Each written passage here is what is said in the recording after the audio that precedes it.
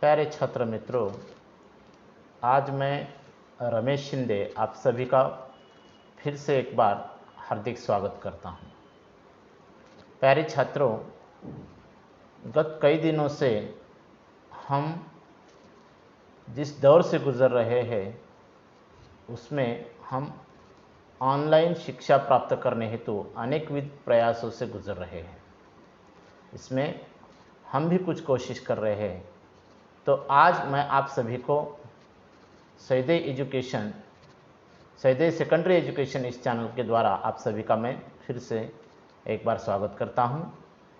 प्रिय छात्रों, आज हम देखेंगे कक्षा 9वीं हिंदी का पहली इकाई का पहला पाठ, जो कि एक काव्य रचना है और जिसका नाम है चांदनी रात। इस काव्य रचना के कवि है मैथिली शरण गुप्त। इन राष्ट्रीय कवि मैथिली शरण गुप्त जी का सबसे पहले हम परिचय देखेंगे, जिसमें हम मैथिली शरण गुप्त जी की जन्म के बारे में जानकारी लेंगे। आपका जन्म 3 अगस्त 1886 चिरगांव, झांसी, उत्तर प्रदेश में हुआ था और आपकी मृत्यु जो हुई है 12 दिसंबर 1964 को। आप एक राष्ट्रकवि के रूप में जाने जाते थे और आप जो है एक खड़ी बोली के कवि के रूप में भी जाने जाते हैं। आपकी रचनाएं मानवीय संवेदनाओं, विशेषतः नारी के प्रति करुणा की भावना से ओतप्रोत रही है। आपकी प्रमुख कृतियाँ रही है साकेत, जो एक महाकाव्य के रूप में जाना जाता है, यशोधरा, जयद्रथवध, पंचवटी, भारत भारती, खंड काव्य के रूप में इसको जाना जाता है, रंग में भंग, राजा, प्रजा आदि आपके नाटक भी प्रसिद्ध रहे हैं।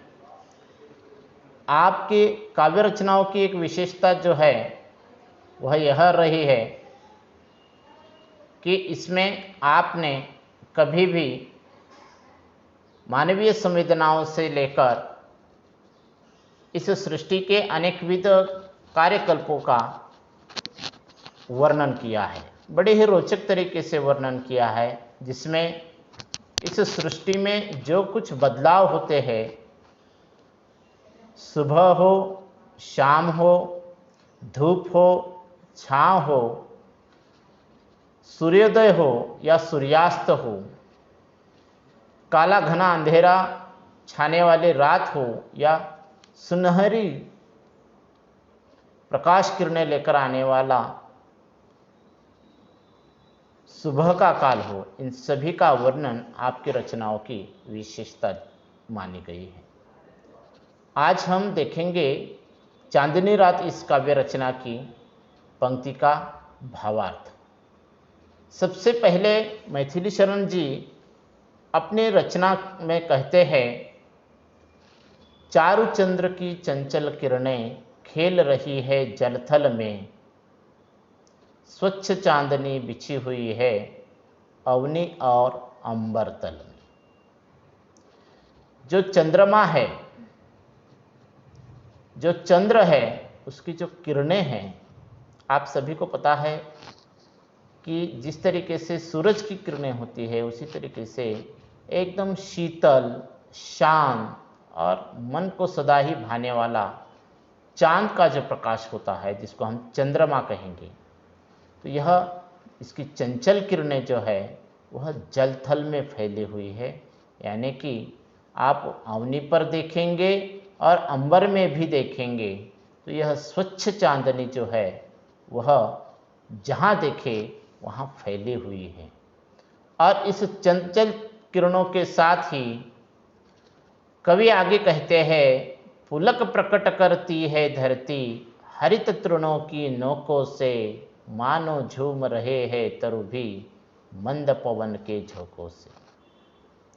प्रिय छात्रों, इस काव्य के द्वारा कवि मैथिली शरण बड़ा ही सुंदर वर्णन करते हैं इस सृष्टि के इन चमत्कारों को लेकर, कि जहाँ पर कवि कहते हैं, पुलक प्रकट करती है धरती हरित तृणों की नोकों से। जो हर्ष से भरा हुआ, जो आनंद विभोर होकर जो प्रकट करने का भाव है इस धरती का, वह इन हरित तृणों के नोकों से वह प्रकट करती है। यानी कि जिस तरीके से हंसते हुए, खिलखिलाते हुए, एकदम प्रसन्न भाव से इन हरित तृणों की जो नोक होती है वह हमें दिखाई देती है। मानो झूम रहे हैं तरु भी मंद पवन के झोंकों से। मानो ऐसे प्रतीत होता है कि तरु जो है, वृक्ष जो है, इस सृष्टि का जो सजीव है, यह भी मंद पवन के झोंकों से मानो झूम रहा है, आनंद विभोर हो रहा है, प्रसन्न हो रहा है।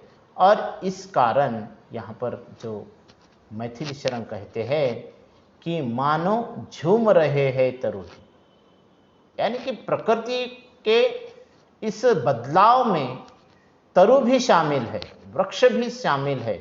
और वृक्ष अपने झूमने के वजह से अपने अंदर का जो जोश है, अपने अंदर का जो आनंद का क्षण है, उसे प्रकट करने का काम कर रहे हैं अपने झूमने के कारण, जिसको हम अपनी भाषा में कहेंगे डांस करने के कारण। और यह झूमने का काम जो है मंद पवन के झोंकों में यह वृक्ष कर रहे हैं या तृण कर रहे हैं। आगे कहते हैं कवि, क्या ही स्वच्छ चांदनी है यह, क्या ही स्वच्छ चांदनी है यह,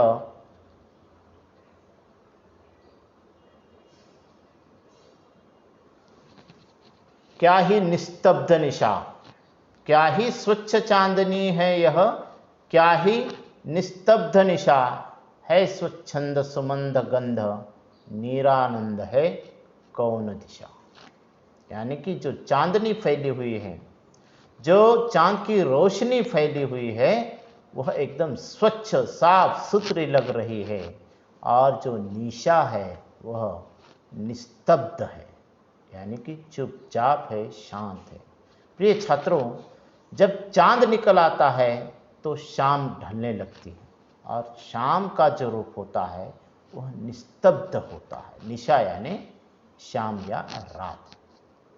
तो यह निस्तब्ध जो रूप है यहाँ पर हमें निशा का दिखाई दे रहा है। और कवि आगे कहते हैं, है स्वच्छंद सुमंद गंध वह, है स्वच्छंद सुमंद गंध वह, नीरानंद है कौन दिशा। यानी कि जहां जहां पर यह चांद की रोशनी फैली हुई है वह एकदम स्वच्छंद, यानी कि अपने मन ही मन पूरे माहौल में फैली हुई है, और स्वच्छंदता के साथ, आज़ादी के साथ, पूरे आनंद के साथ, और उसके साथ साथ सुमंद गंध भी फैली हुई है, यानी कि अच्छी गंध भी फैली हुई है, और वह मानो सभी दिशाओं में फैली हुई है। इसलिए यहाँ पर कवि कहते हैं, नीरानंद है कौन दिशा, यानी कि ऐसी कौन सी भी दिशा नहीं बची है जहाँ पर यह स्वच्छ चांदनी नहीं बिखरी हुई है। आगे कवि कहते हैं, बंद नहीं अब भी चलते नियति नटी के कार्यकलाप, बंद नहीं अब भी चलते हैं नियति नटी के कार्यकलाप, पर कितने एकांत भाव से, कितने शांत और चुपचाप। सृष्टि में जब यह परिवर्तन आता है तो इस सृष्टि के इस परिवर्तन के रूप को यहाँ पर कवि बड़ी ही अच्छी साँचे में ढालना जानते हैं। बंद नहीं अब भी चलते हैं, यानी कि अगर सुबह से शाम होती है या शाम से फिर सुबह होती है, तो ऐसी कोई गतिविधि नहीं होती है इस सृष्टि की जो कि बंद होती है, बल्कि यह सभी गतिविधियां चलती ही रहती है, तो बंद नहीं अब भी चलती है नियति नटी के कार्यकलाप। यानी कि सुबह से शाम होना या फिर शाम से सुबह होना, यह जो नियति नटी के कार्यकलाप यानी कि दिन क्रम है, यह जो काम है वह बंद नहीं होते हैं, वे हमेशा चलते रहते हैं। पर कितने एकांत भाव से, कितने शांत और चुपचाप। मानो यहाँ पर मैथिली शरण जी को यह उद्गृत करना चाहते हैं वे कि हम जब भी कोई परिवर्तन लाते हैं तो उस परिवर्तन के साथ शोर नहीं लाना चाहिए। कोई ऐसा बहुत बड़ा बदलाव कर रहे हैं ऐसा दिखाने की जरूरत नहीं है, बल्कि यह जो आपके अंदर का परिवर्तन है वह एकदम शांत और चुपचाप तरीके से, जिस तरीके से यह सृष्टि में बदलाव आता है उसी तरीके से हम अपने द्वारा भी किसी तरीके का बदलाव अगर हम करना चाहते हैं तो उसे हम करें। आगे कवि कहते हैं, है बिखेर देती वसुंधरा, है बिखेर देती वसुंधरा मोती सबके सोने पर, है बिखेर देती वसुंधरा मोती सबके सोने पर, रवि बटोर लेता है उनको सदा सवेरा होने पर। प्रिय छात्रों, किसी ने कहा है कि जो न देखे रवि वे देखे कवि। कवि के मन का जो भाव है हम कभी नहीं समझ पाएंगे, लेकिन यहाँ पर मैथिली शरण कहते हैं कि जब हम सोने जाते हैं, यानी कि इस धरती पर जो कोई प्राणी है, चराचर है, वह विश्राम के लिए निकल जाता है, तब यह वसुंधरा जो है चांदनी के रूप में, तारों के रूप में मोती बिखेरने का काम करते हैं और इस वसुंधरा पर, पूरे धरती पर यह मोती बिखेर जाते हैं।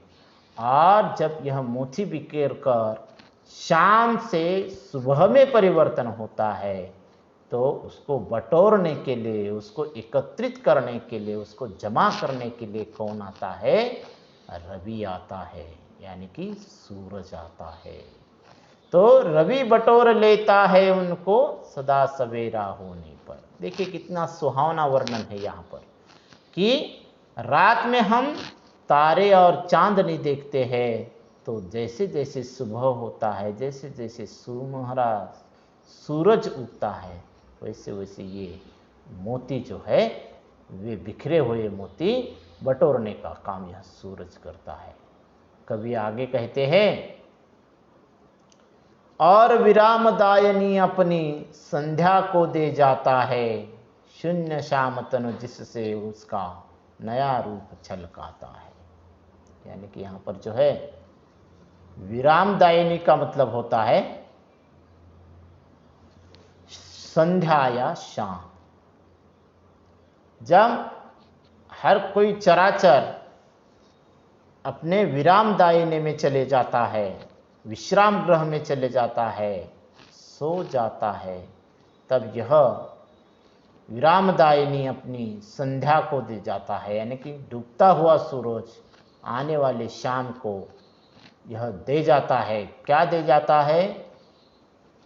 विरामदायिनी, यानी कि विश्राम करने का समय दे जाता है, क्योंकि वह विश्राम करने के चले जाता है और अपना दायित्व शाम के हाथों में सौंप देता है, रात के हाथों में सौंप देता है। शून्य श्याम तनु जिससे उसका नया रूप छलकाता है।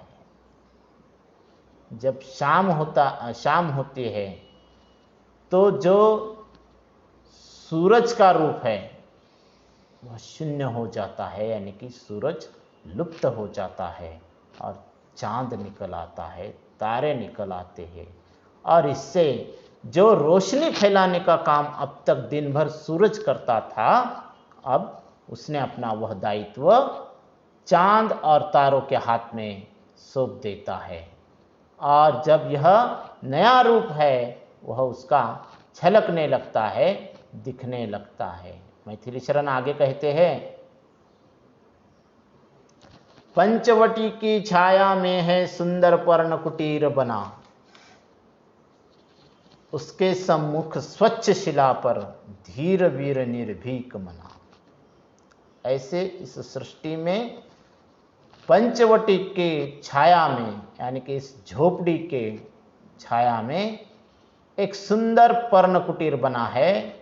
और इस पंचवटी की जो छाया है, इसमें यह जो सुंदर झोपड़ी बनी हुई है, उसके सम्मुख यानी कि बिल्कुल आगे एक स्वच्छ शिला पर एक धीर और वीर, जिसका मन है, जिसका किसी डर से परे ऐसा मन है, ऐसा एक वीर वहाँ पर बैठा हुआ है।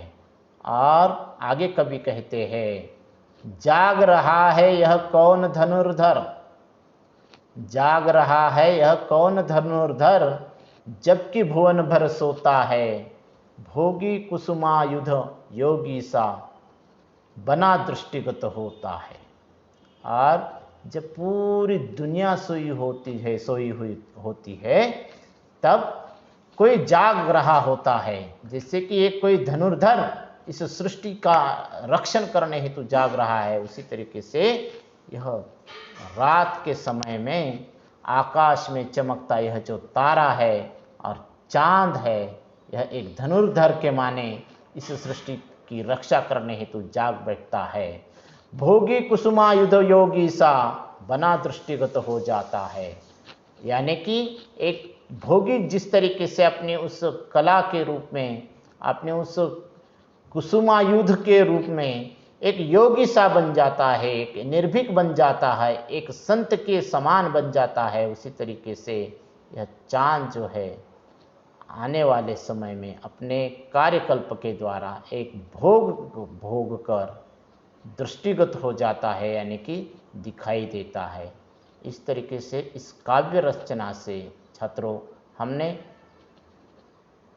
कवि मैथिली शरण गुप्त जी की उसी काव्य भाव को समझने की कोशिश की है।